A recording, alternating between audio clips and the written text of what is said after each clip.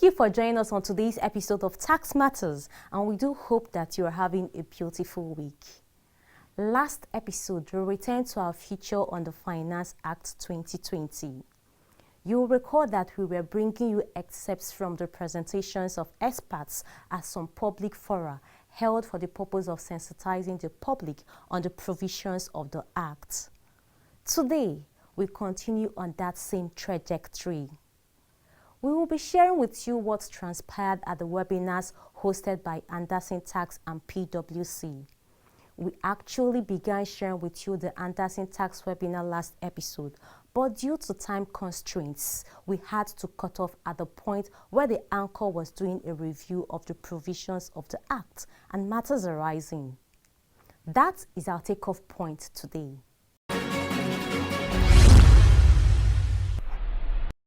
Now, another issue is the issue of significant economic presence rule for non-resident individuals.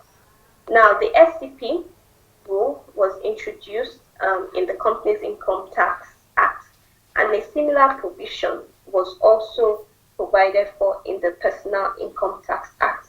Now, the Finance Act provides that technical consultancy, management, and professional services rendered to Nigerian residents by foreign individuals, executor, or trustees that have SCP in Nigeria will be deemed to be derived from Nigeria and taxable in Nigeria. It also provides that withholding tax will be applicable on income from these types of transactions. So, how exactly would this be implemented?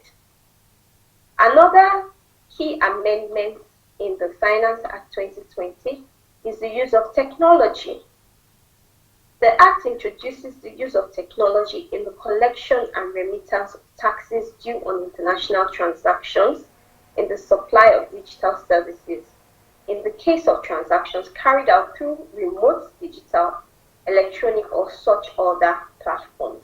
The Act also provides for the use of proprietary technology to automate tax administration process, including tax assessment and information gathered.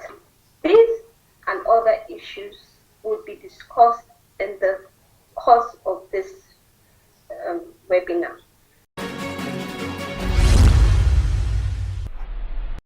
The FIRS was heavily represented on the panel of discussants by Mr. Femi Oluwaniyi, Coordinating Director, Tax Operations Group, and Mr. Iro Opai, the Director Technical at the FIRS. Other panelists were Mr. Chinedu Ezomike of Anderson Tax and Mr. Sebastian Odema of AP Mola Mask. Having laid out the points to ponder, the anchor fired questions at the panelists. Now, we have the Finance Act 2019, and now we have the Finance Act 2020. From FIRS perspective, what impact, at this, do we think this legislation would have in terms of tax collection, especially in this new year, this fiscal year 2021? Because you recall that in 2020, in spite of the economic situations occasioned by lockdown and the coronavirus, including NSAS and whatnot, as a result of the simplification of the Finance Act and increase in VAT and all whatnot, the FIRS were able to achieve 98% of its tax collection, which was a fantastic achievement. With the new Finance Act 2020, leveraging on correcting certain errors we observed in 2019, is going to make it easier for us to collect more money in 2021. I must commend FIRS that you were still able to achieve 98%, of your target despite the COVID challenges, and I think that speaks to the tenacity, of the FIRS under the leadership of the current chairman. Chiwendu, the Finance Act recently reduced the duty payable on certain items, such as tractors, motor vehicles, aircraft. What do you think would be the potential implication, of the reduction in custom duty for these items with respect to revenue generation? That's on one hand. And of course, we also know that we have the local vehicle manufacturing and assembling industry. What would be the impact, of this reduction, on that industry? In the short run, of course, there will be a reduction in the revenue from import duties with respect to those asset classes. But again, you need to, ask yourself, what is the view, long-term view that the government has? What are we trying to do? What are we trying to encourage? Because obviously, you need to consider the ripple effect of those policies in the Nigerian businesses and see how that then translates to a long-term benefit to the government. Because obviously, if you use a policy change to stimulate an industry, what you find out is that it sort of helps that industry to then grow. And what then happens is that with growth in a particular industry, it results in revenue. So while you may have a reduction in government revenue with respect to the import duties, those companies are going to then end up growing and generating more revenue, which then translates to other kind of taxes. So yes, on one side, you may have lost something, but on the other side, there's an incremental change that the government will experience in terms of tax revenue return.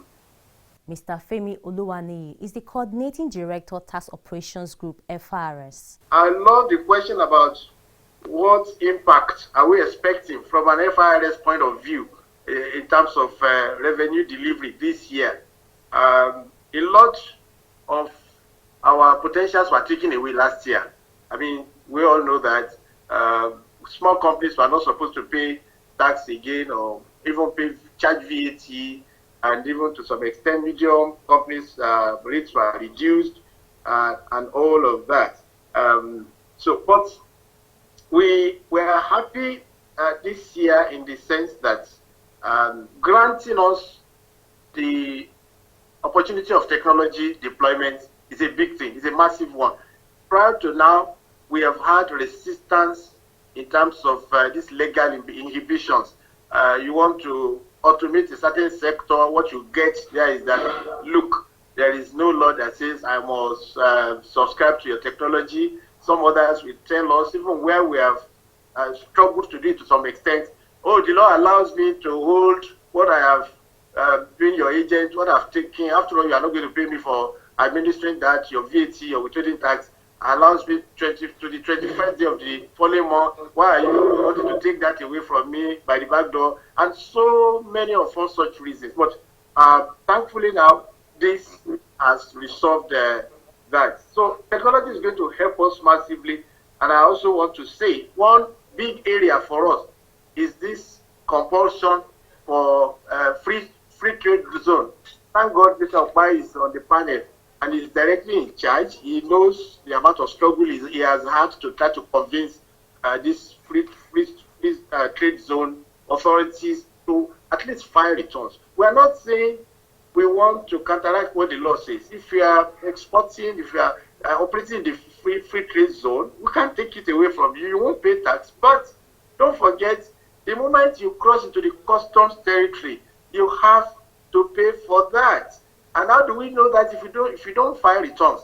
You also have obligation, to my mind, of being our agents. I mean, some contractor from the custom territory is dealing with you, is building for you, and all of that. You need to withhold taxes. You need to charge VAT. So these are the areas we have been having a problem. But they will tell us all that no, by our heart, we are not supposed to even have anything to do with you. We're not going to file. So to that extent, if only these two has taken away for us in the finance act 2020, I think our results will be much, much better this year by the grace of God.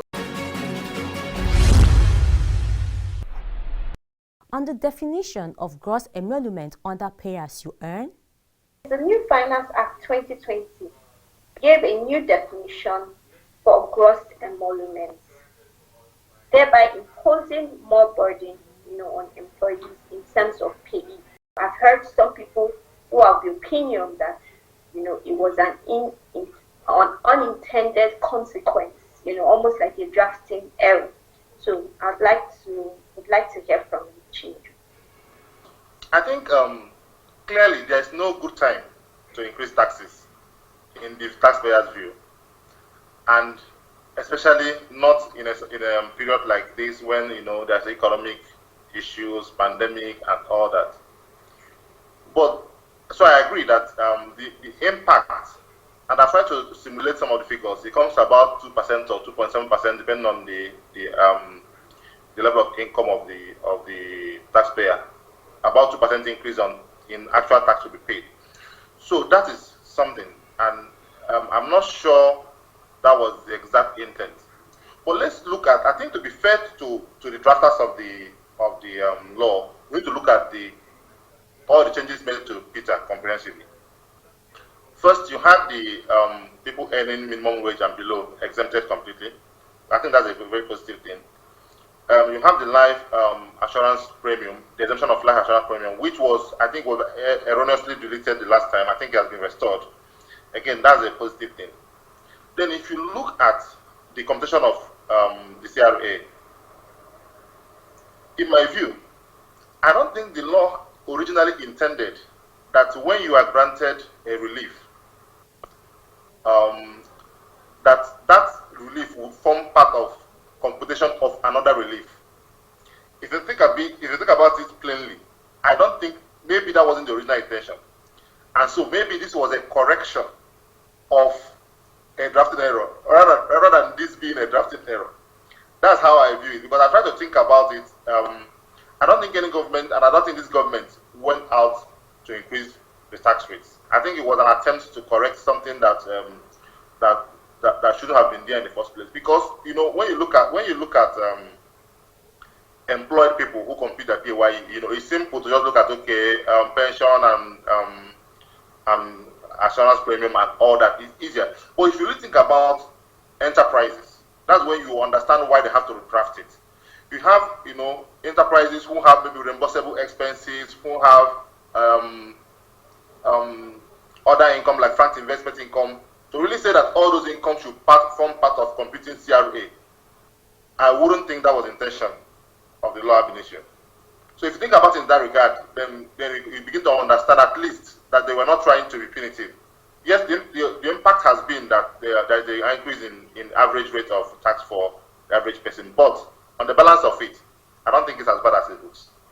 I think for the taxpayer, it's an increase in disposable income for now. But I can understand what they were trying to do. Previously, with that, an enterprise he will claim its expenses and also claim the consolidated relief allowance, which means it's a double dip. But I think where the mistake came in is that they should have differentiated that from somebody under PAYE as an employee in difference to the person that is functioning as a sole proprietor on enterprises. Because for a taxpayer, that some of them got their salary cut, the effective tax rate is high for them now. Two, we've been always also in the past years trying to encourage people to contribute more to their voluntary retirement.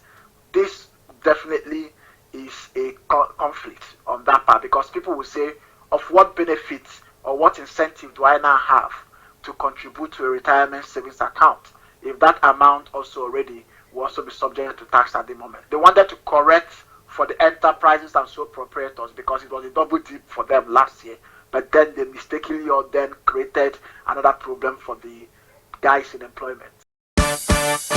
London, New York or Lagos, business or holiday, home or office, you can now carry out your tax transactions from anywhere in the world. You can now file all your tax returns, pay online, get a receipt and even process your tax clearance certificate from anywhere in the world online and in real time. All you need to do is log on to www.firs.gov.ng and click on e-services and be introduced to the world of innovation, convenience and transparency from the FIRS. You can also pay stamp duty as you register a new company with the CAC or for other transactions that request stamp duty payment online. You can also file your withholding tax returns and determine the withholding tax deducted from you is in government covers so that you can get your receipt within 45 days as long as the deduction has been remitted. Yes, all of this and more online at www.firs.gov.ng/e-services. FIRS, making tax administration as easy as ABC. Please note that all FIRS services are free of charge. This message is from the Federal Inland Revenue Service. It pays to pay your tax.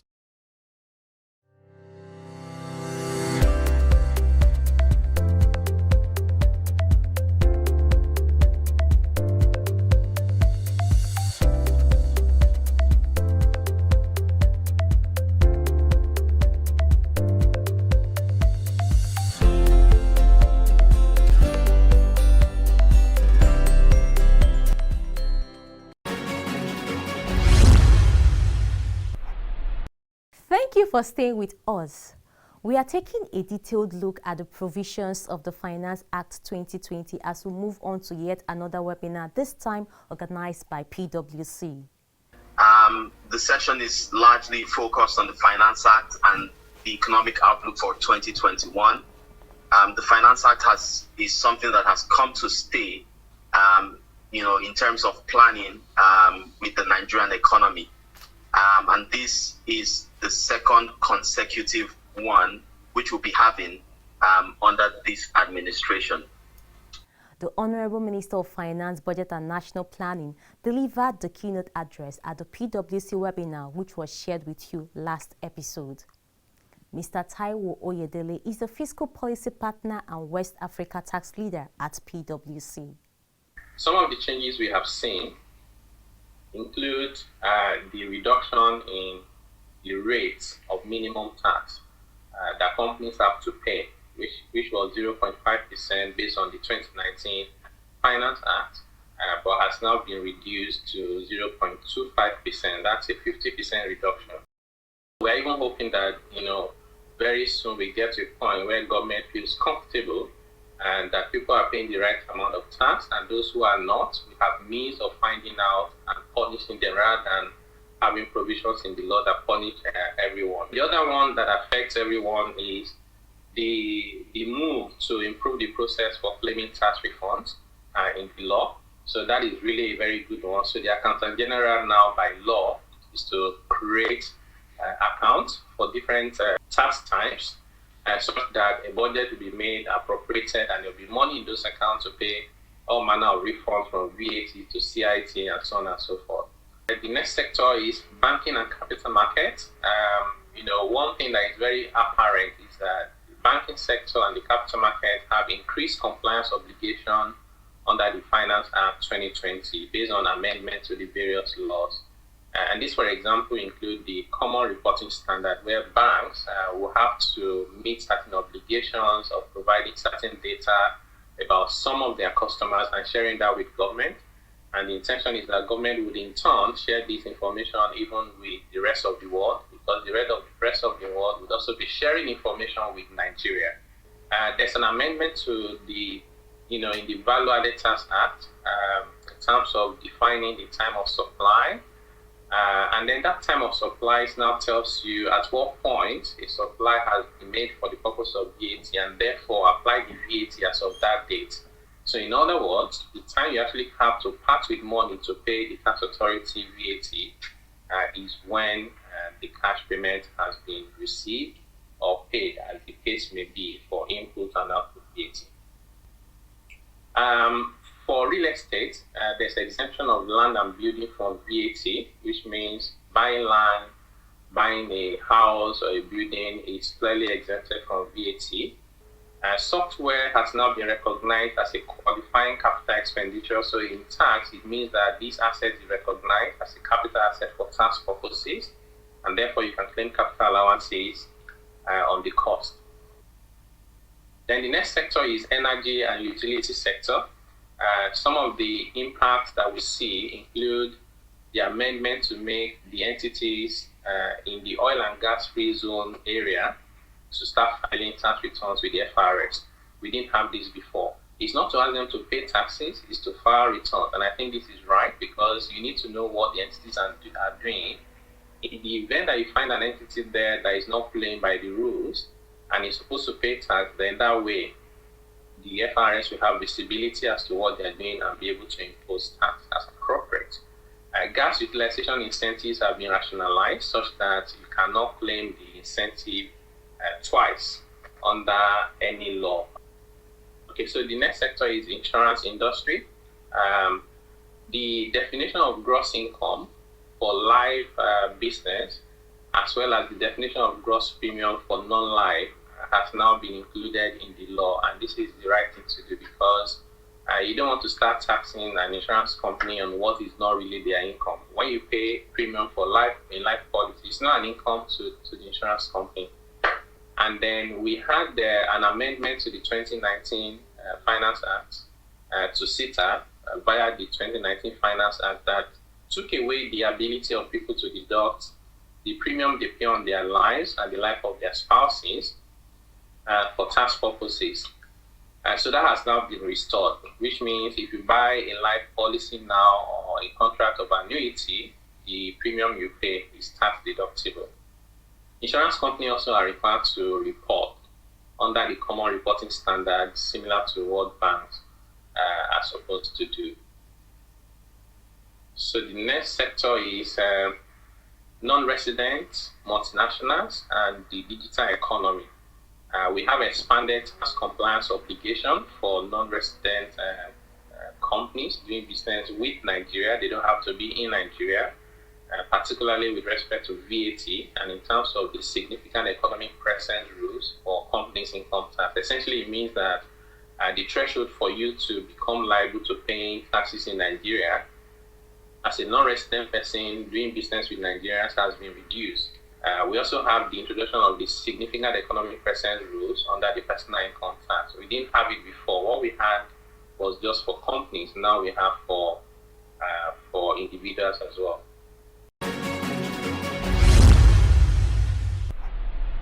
For new vehicles, new cars, it's only the levy that has been reduced from 35 to 5. The import duty of 35% is still applicable on new and used cars. So which means for a new car, the total tariff you pay on import is 40%. Because there's a lot of reaction as to whether this goes against the government auto policy. Some of us think that 40% is still high enough to encourage people to buy locally.